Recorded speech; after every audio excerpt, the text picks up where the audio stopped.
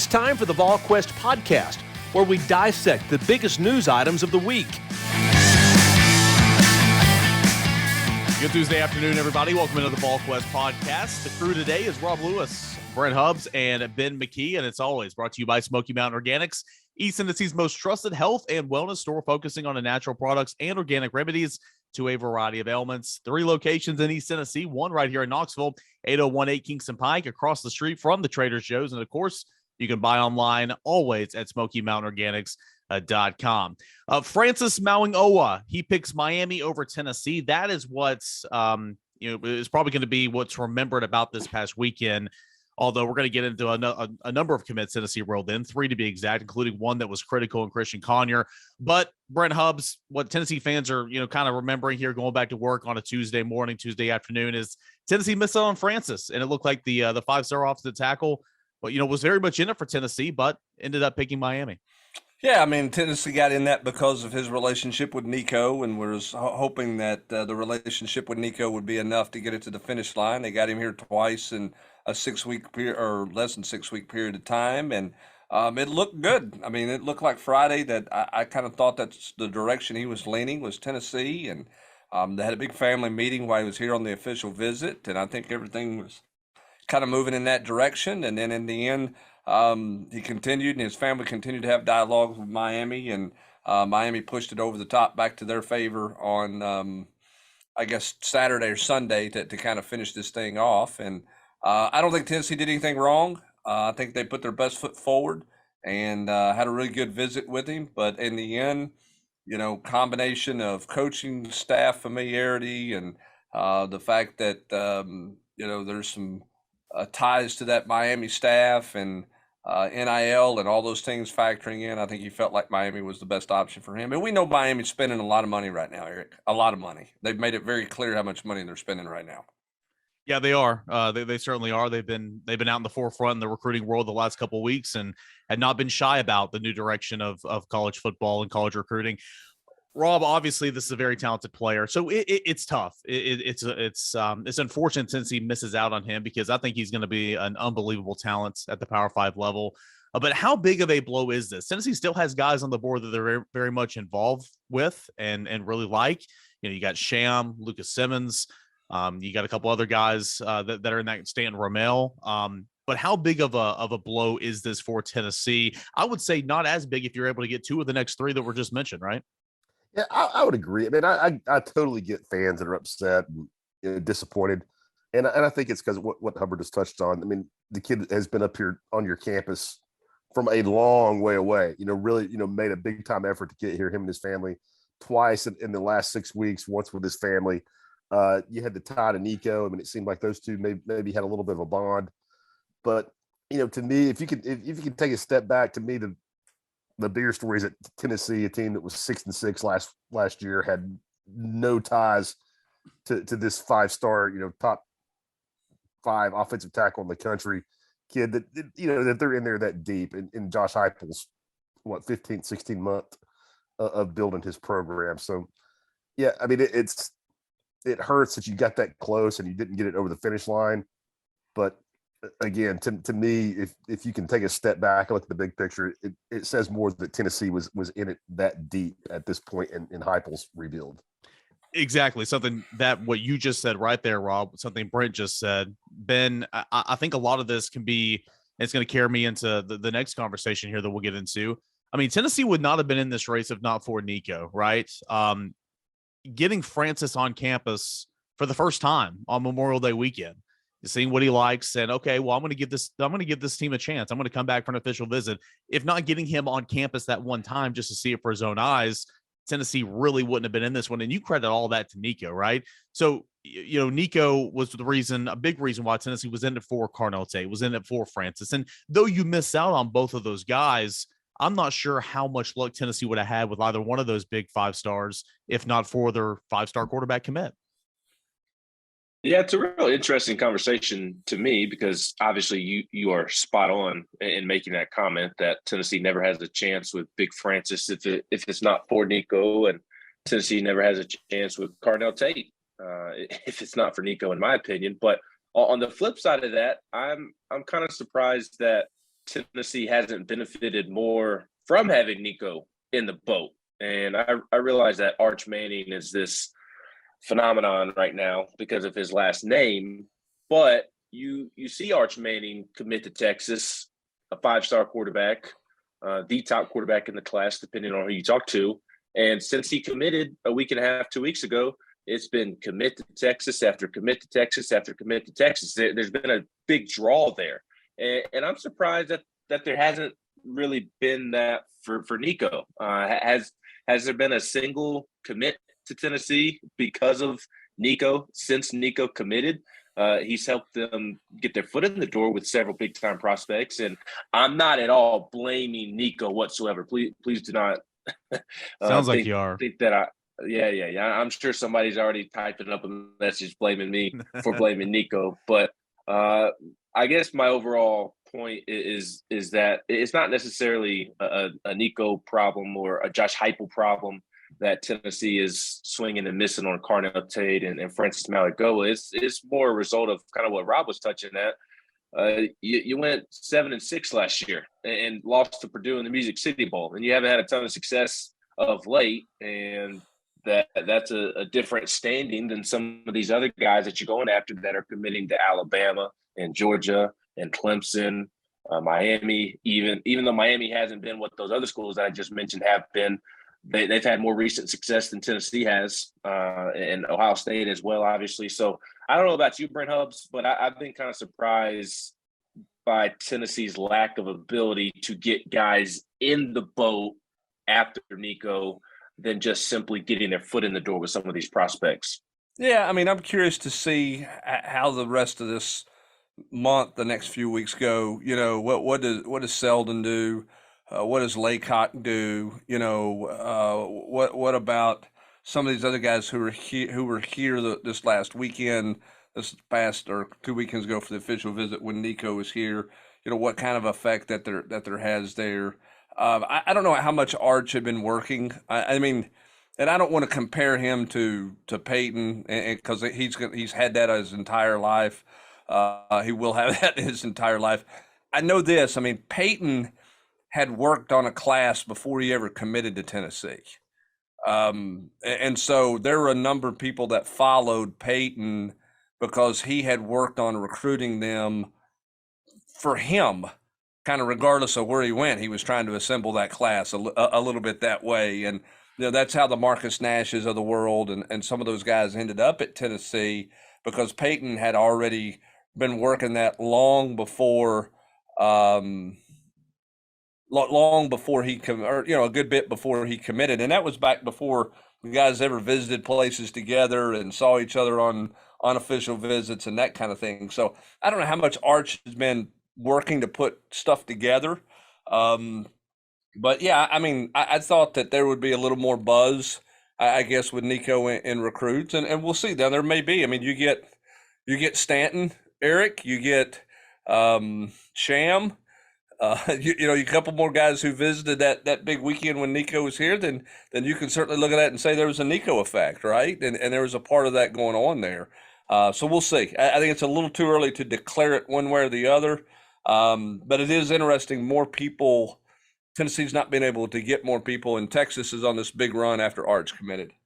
Yeah, I think it's very important to remember that, hey, this still is July the 5th. And I understand, it's you got Arch Manning committing to Texas. And I believe the count as of like last Friday, and I don't know if they got any more commits over the weekend. I don't know, but it was 9 commits who have jumped on board since Arch Manning. 10. Okay. And so I think a lot of Tennessee fans, and rightfully so to a degree, was expecting something like that, at least on the offensive end. Now, there's been guys, Ethan Davis has already committed, and I think he's going to be a phenomenal player in this class if he comes in and progresses the right way. Nico, I believe, we'll see what happens there. And Aiden Bustle, who I think is going to turn out to be a nice player, but he was already committed in this class. But you look at the defensive end, I mean, I think Caleb Herring was going to come to Tennessee regardless, but I think it helps him jump in a little bit earlier because Nico's already here, and then kind of help landing some of these ones that, Tennessee's been in bed with for quite some time in terms of, Christian Conyer has been one to be involved for a long time, John Slaughter, Jeremiah Thielander. So I think there has been an effect. but it is fair to kind of, whenever you stack it up against what's going on in Austin, to say maybe we were expecting a little bit more, at least on the offensive end, but it is still early, and I couldn't agree more. Cam Selton's a guy this staff wants really, really bad. Stanton Romel, Sham, offensive tackles, Lucas Simmons, of course, he's in that conversation. This staff wants those guys, a lot. Laycock, this staff really likes a wide receiver. So, I think it's safe to say wait and see. And Ben, there's always guys that jump out later in the class, just like Justin Williams-Thomas last year, that Tennessee can close on.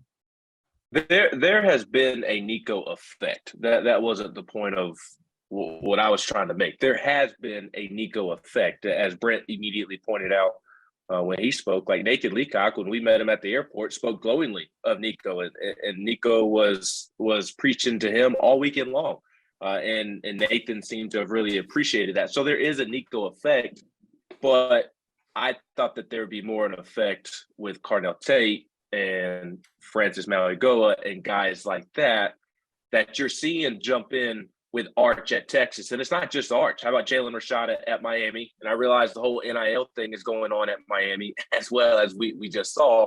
Yeah. But another big-time quarterback going to a premier school, and a lot of premier recruits following that quarterback after that quarterback jumps in the boat. I thought that there would be a bigger cachet, I guess, following Nico. And like the guys that you mentioned, I kind of think that Tennessee should get those guys whether Nico's in the boat or not. I agree. Christian Conyers and the Herrings and those are guys that Tennessee should be able to get even without Nico.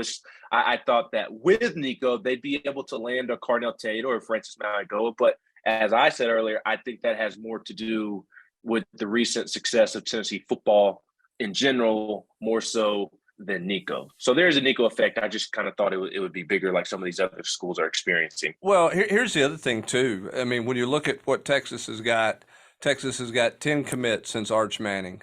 7 of them are from the state of Texas, including 4 offensive linemen. Okay, of the 10 that have committed, 4 of them are 3-star players. They have a couple of defensive guys, 2 receivers that have jumped in the boat, and both receivers that jumped in the boat were from Texas and were Texas leans before Arch Manning committed there. When you look at the history of where those guys had visited and where they were gone from, so I don't want to say Arch has not had an effect, but I think you can also look at that and say maybe that's not all the Arch effect either. I mean, because I think of those 4 offensive linemen and the 3 stars. They were all going to go to Texas when it was all said and done because Texas wanted them. So I think a little bit of that on both ends of the spectrum, Eric. I think you got to be careful not to overblow it both directions because it's not like there's been 3 top 10 or top 15 players in the country who have said, hey, I'm following Arch Manning to Texas. Now, maybe that ends up happening, but when you're talking about Carnell Tate and Francis, you're talking about 2 top 10 national players. That's not happening at Texas right now with the commitment of Arch Manning. No, you're exactly right. It's important to keep kind of things in perspective. Those are nationally, top 10, top 20. I think Francis 21 per Rivals, whatever the case may be, one of the best players in the country. So that's not to the extent that's happening in Austin. So I agree with that. Let me ask you this too, and Rob, please add on to this. When Brent's done, it's something that was brought up in the chat last night, and I think that there's a good conversation around it. You got certain guys who you believe that in the era of name, image, and likeness with those opportunities that you might be overspending per se, down the line or whatever. If you were to miss out on one of those type guys, I mean, in the grand scheme of things, would it help to go essentially swap 1 for 3? I'm not saying that's how it's going to turn out because you always want to take that guy. I mean, Tennessee would have been better with Francis Mauigoa. I'm not saying they wouldn't, but is it almost to this situation where you can say, okay, well, we're avoiding that to where maybe you can go add more than 1 now down the line. Well, I mean, in the history of sports with the draft, you have seen franchises make blockbuster deals where they've traded a superstar for a whole bunch of draft picks. Herschel Walker jumps to mind. We'll see what it did for the Dallas Cowboys. You've seen this happen with draft picks in the NBA. I'm not saying those two are the same, but I'm saying sometimes there is the sum is different, right, than the individual. I've said this for a month, and I believe this. If NIL stays at the pace it's staying at right now, there's 2 questions. One, is it sustainable?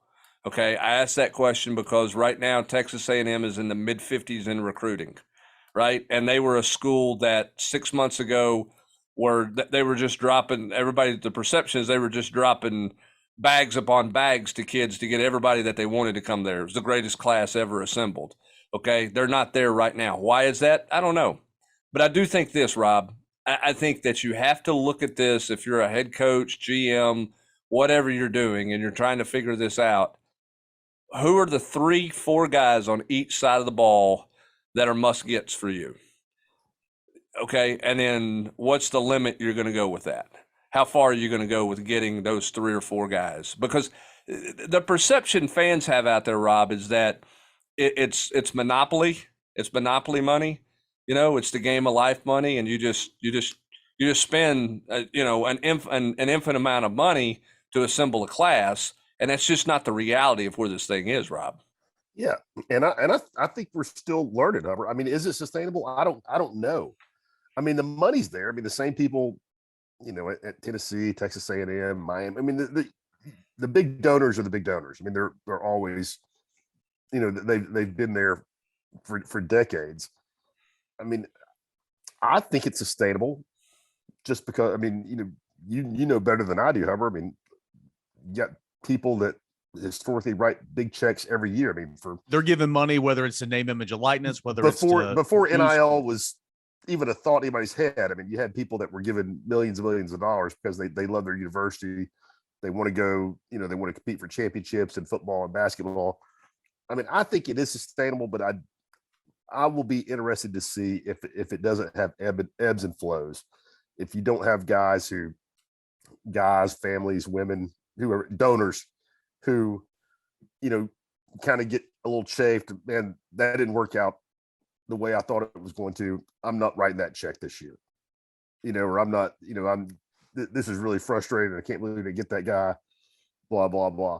But as far as the 3-for-1 thing, Eric, I mean, I don't know. I mean, I think that's a brand new spanking idea in college athletics for coaches to deal with. I mean, it's just new territory. And I don't know that Josh Heupel has an answer for that, for how he's going to approach it. I will say this, though, and I'm not, Francis may turn out to be Anthony Munoz, but Hubbard, is there a harder position to project for what they're going to be in 3 years in offensive line? That would make me more nervous than any other position to pay a kid big money at that position. Yeah, I don't think there's any doubt. I mean, those guys, Ben, are not always plug and plays. I mean, we've seen some freshmen come in and start, and I'm not saying Francis can't come in and play right away, but they don't oftentimes have the same immediate impact that a corner has or an edge rusher has on third down. I mean, that's just the reality, or a wide receiver. That's the reality of that position. And so, again, I think you have to look at a little bit about where's your value. What positions do you value the most? And that's going to change every year based on your need, just like if you're a pro franchise, right? I mean, the Kansas City Chiefs right now are not, they don't have quarterback as a priority list on their needs. I mean, they've got other spots, but at some point in time, they're going to have a need. I mean, you look at the Colts. I mean, they're trying to figure it out since Peyton left, and the Steelers with Roethlisberger. I mean, what are they going to do at quarterback, right? So, your needs change from year to year, but I think over the course of time, on an average, it's going to be corners, it's going to be edge rushers, and it'll be offensive tackles, much the same way it is in the NFL, right? A left tackle is the most valuable offensive lineman in the NFL. Do we all agree that? Yep. Quarterback on the defense, it's a guy who can get to the quarterback and a guy who can play man-to-man coverage on the outside. And the guy who can play man-to-man coverage on the outside is more valuable and worth more money than the safety. The offensive tackle is worth more money than the running back is. That's where football is right now. Yeah, I would agree. And, the guys in the middle, linebackers, the running backs, guards are starting to get paid more in the National Football League now, but for a long time, guards and centers weren't paid. So, we'll see. It's going to be interesting to see how this all kind of kind of plays itself out over the next couple of years. Commits Tennessee, or the prospects Tennessee could be on the lookout for here in the next couple of days / weeks. Speaking of offensive lineman, Sham's gonna, he said he's gonna make an announcement on July the 8th. Stanton Ramel is playing things close to the chest. He has not announced a commitment date as of now. Lucas Simmons still has not announced a commitment date. Jalen Smith, the linebacker, said a while ago he's going to commit somewhere on July the 10th. And so there's there's a couple more players that Tennessee is very much in on that they'll be kind of on commitment watch over the next couple of weeks. Some guys who did jump in the boat this weekend. And again, it was huge, absolutely huge. I know some fans will say, well, Tennessee should beat out Kentucky every single year. Listen, this was the number one player in the state of Kentucky. And they made a strong push late here in the month of June, early July. But Tennessee lands Christian Conyer, a guy that wanted to come to Tennessee for a couple of months now. And I think, Ben, that was huge, because I think Christian Conyer, number one, he's the first cornerback of this class. Number two, he was destined for Tennessee for a long time, and Tennessee was able to close that deal. And I think he can turn out to be a pretty good player. Right. And everybody's freaking out about Francis. And look, I get it. But at the end of the day, Tennessee's recruiting really well right now. At least I think that they are. Maybe I'm being naive, and sometimes I can be a little too glass half full. But I really do, given the circumstances of what Josh Heupel inherited and the FBI investigation, just what FBI investigation, NCAA investigation. Hopefully there's not an FBI investigation over there. But given the recent track record of Tennessee football, to land a Christian Conyer, when I said it on the Monday Night Chat 2 chats ago, like beating Mark Stoops for the top player in the state of Kentucky right now, when Kentucky has 2 10-win seasons out of the last 4 years and has had recent success with defensive backs, that's a really impressive recruiting win for Willie Martinez and Tim Banks and Josh Heupel. And there's been others like that. I know Caleb Herring is an in-state kid, but he's a guy that I think is going to be an absolute stud. And they're still recruiting really well. And I think 4th of July weekend was evident of that. You get Tyree Weathersby on Friday, a real athletic, quick defensive end that Tennessee really likes. You get Christian Conyer, who is an absolute blazer. This team needs more speed, offense and defense, has great ball skills. I think he's going to be a really good football player. And then in the 2024 class, you get Jonathan Echols, who many believe could be the top player in the class of 2024, or one of the top players in that class. And I know tight end's kind of a weird position in football right now. You don't necessarily need a tight end to be successful offensively, in my opinion, but it sure does help to have a Travis Kelce type or a George Kittle, a guy that can just absolutely flip a game on its head and be a matchup nightmare. And that's what it seems that Jonathan Echols is. He could play edge on the defensive side of the ball, but Tennessee likes him at tight end. And that's as big of a recruiting win as you'll find from Georgia originally. You go down to IMG and you land him. So I know everybody's talking about Francis and Carnell Tate, and everybody thinks that Tennessee's lost in this NIL space. And that's simply not true. Tennessee has it together NIL-wise, given the landscape of NIL, in my opinion. And I think they're recruiting well, given the circumstances of Josh Heupel being in year 2. Austin said it best on the podcast 3 weeks ago. The judgment on where Tennessee is and kind of what this class looks like is going to be early August. This is a big month. How do they finish? Okay, you don't make the class on getting one guy or losing one guy. As difficult as losing Francis on the 4th was, because Tennessee was right there at the finish line, and you had a lot of things you thought going in your favor, but that's not passing complete judgment. Now, you don't get Stanton, you don't get Sham, you don't get Lucas, and you whiff on all those offensive tackles. We're having a different conversation in the next 2 weeks. That's why the rest of this month is going to be really important. Can Tennessee close in some critical spots heading into fall camp, first week of fall camp, and we'll see what this class looks like then. So you guys mentioned another one of the commits Tennessee picked up. It was actually after the Francis news, so there was something there on a Monday, Independence Day. But Jonathan Echols, a rising junior, class of 2024, really nice player. He's a really, really good defensive end right now. He plays wide receiver on offense. Tennessee likes him as a tight end makeup. He's about 6 foot, I believe, 5 already, about 40, somewhere around there. I had it in my write-up in the impact analysis. Nonetheless, Rob, what's it say to you that obviously with Alex Golesh being the offensive coordinator, it kind of makes some sense.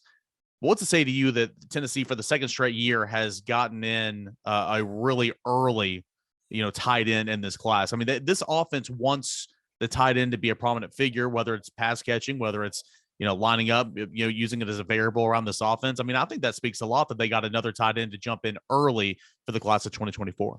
I think it's really impressive because it's not like you have a ton of game tape to throw on there and say, hey, here's everything you can do in our offense. I mean, I think, Jacob Warren, if you compare what Jacob Warren and Princeton Fan had done earlier in their careers before last year, then yeah, those guys had huge years, but I still think, I want to say they combined. When we taped our position previews, I know I looked it up. I think they combined for 33, 34 catches last year. I mean, talking about what you got out of the tight end position. So for Golesh and Heupel to be able to sell, what the tight end is going to look like in this offense, what it's going to do when you got a pretty thin resume, to show guys like, Landon, Ethan Davis, Landon Echols. I think that's really impressive and speaks to, I guess I would like to have seen what they did in the film room with those guys when you don't have a lot to show them. And again, Jacob Warren quintupled anything he'd ever done before, same for Princeton Fan, but still, it's not like you were able to show them just a prolific tight end in this offense. But golly, man, that's, again, I mean, I'm being redundant, but I think it's pretty impressive to land Ethan Davis and Echols based off, nothing more than you had to show him in 1 year in Knoxville. And hey, holding Ethan Davis for how they've held him here, and he's never wavered. That's a relationship. You talk about building relationships in recruiting, and that's how you recruit. And look, we get all caught up in the NIL, and I get it. I mean, every kid that your rival school gets from you, it's going to be because of NIL. And every kid you don't get, it's going to be because of NIL, because that's the new reasoning for everything. But for a guy like Ethan Davis to commit really without even seeing the Tennessee offense, as Rob was just talking about, and for him to never waver through this, that's a heck of a job of recruiting by this Tennessee staff. I don't think there's enough credit given for what they've done in recruiting that kid and him never wavering and never looking at anywhere else in the process. Yeah, I mean, every time he goes to a 7-on-7 camp, he shows up. It seems to show up on here's 10 guys that stood out, and they're Ethan Davis. Yep. Yeah, and you look at the video that we got with him a couple of weeks ago. It just looks like a kid who is in love with Tennessee. And Ole Miss, came knocking a couple months ago, and he called him up, say, no, I'm not going anywhere else, just Tennessee, and he's been consistent with that. So I couldn't agree more. I think that's a really, really good job to holding on to him. Let's talk Tyree Weathersby real quick, and then I want to get to a baseball note with Ben here as we close things up. Tyree Weathersby, I think that he's a guy that's, is very, very athletic. He's 6'5", 250, and can add about 30 more pounds to him. He's very athletic. I think he can play that Leo spot. I see him more as a defensive end in this defense. But this is another guy, just like John Slaughter, Ben, just like Jeremiah Thielander, that Tennessee has liked for quite some time. His recruitment really blew up there in the month of January, but able to get him jumping into the boat, and that was on a Friday, and adds I believe it's the 9th commit for Tennessee on the defensive side of the football.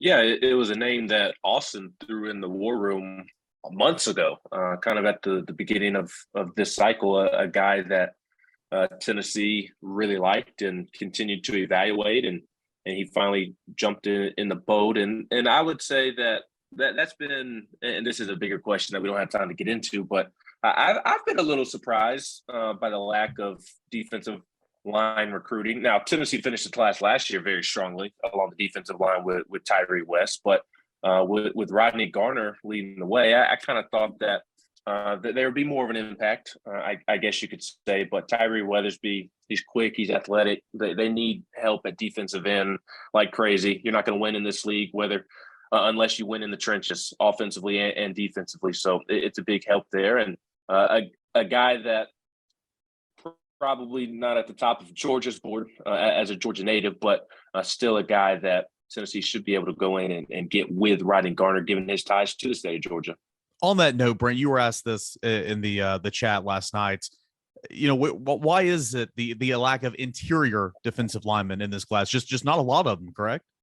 There's not an abundance of them, in terms of big time talented guys. That there's not a bunch of them that way. For one, two, there's not an elite school in the country that's going to turn a good one away. Rob, they're always going to make room for an interior defensive lineman. Nick Saban's always going to have a spot for one. Clemson's always going to have a spot. Ohio State. I mean, you don't turn that position away. There have been some guys at Tennessee had a hard time getting to campus. I think that's a position that they probably moving forward probably have to offer some guys earlier just to get in the game and get them on campus. I think that's something that you have to adjust to a little bit, and we'll see. But that's an elite position. There's not a ton of them out there running around. I mean, there are, but there's not a ton of elite ones out there running around at this point. To me, this may be old fashioned, but to me, especially in college, and it's maybe more so in the SEC, but once you get past quarterback, I think defensive line is the most important position. And again, that's one man's opinion, and others may vary. But again, it's old fashioned thinking. But if you can't stop the run in this league, I don't care how people are throwing it around. You're going to get bullied. And regardless, you've got to get after the passer, whether that comes from the edge and or the interior. You can still rush the quarterback through the A and the B gats as well. Last thing here on this edition of the Volquest podcast, Ben McKee, Tennessee baseball ruled in a transfer third baseman from Alabama in Zane Denton. What's his projections look like, and can he be a guy for Tennessee on the left side of the diamond next year? Yeah, I would expect for him to start at third base. You're losing Trey Lipscomb and Zane Denton, a guy that maybe didn't have his best year this past season, especially in SEC play, but he still led Alabama in some offensive categories, and he's a power hitter and a switch hitter, but from the left side of the plate in Lindsey Nelson Stadium with that short right porch, I imagine him to hit a lot of home runs in Lindsey Nelson. And 2 years ago, he was on the SEC all-defensive team. So Tennessee making some headway there on the transfer portal. In the transfer portal, picked up the catcher from Austin Peay, Jack Alexander as well, and still waiting to hear on Paul Skeens, a guy that's playing with the USA collegiate team right now and is pitching for them. So I don't think that's any indication as to his plans. He's just keeping things really close to the vest and taking his time right now and visiting some schools in and around the USA collegiate team. But Zane Denton, Jack Alexander, two guys that I would expect to start next season, and don't want to get caught with your pants down, especially with the catcher from Austin Peay waiting around on Skeens. Don't want to get caught with your pants down and him go elsewhere, and then you be stuck in a similar situation to last year when you had to move Evan Russell from left field to catcher. But both of those pickups are really nice pickups for Tony Vitello. Plenty going on right now in the month of July, recruiting-wise, as Brent and AP have said. We'll see what happens over the next couple of weeks, see what this class could look like here 1st of August. There are plenty of targets Tennessee is very much involved with that will be coming off the board in the next week, in the next 2 to 3 weeks. So plenty to be on the lookout for here at Volquest.com. Smoky Mountain Organics brings you this edition of the Volquest podcast, 8018 Kingston Pike. That's the location in Knoxville. It's right across the street from the Trader Joe's, and you can always shop online at SmokyMountainOrganics.com. Be sure to subscribe to the Volquest channel on YouTube. Every single time we post a podcast, we post an interview, you will get it there first. So go ahead and follow us at YouTube by searching Volquest. For Rob Lewis, Ben McKee, and Brent Hubbs, I'm Eric Kane. Thanks so much for joining us here on this edition of the Volquest podcast. Enjoy the rest of your Tuesday afternoon, everybody.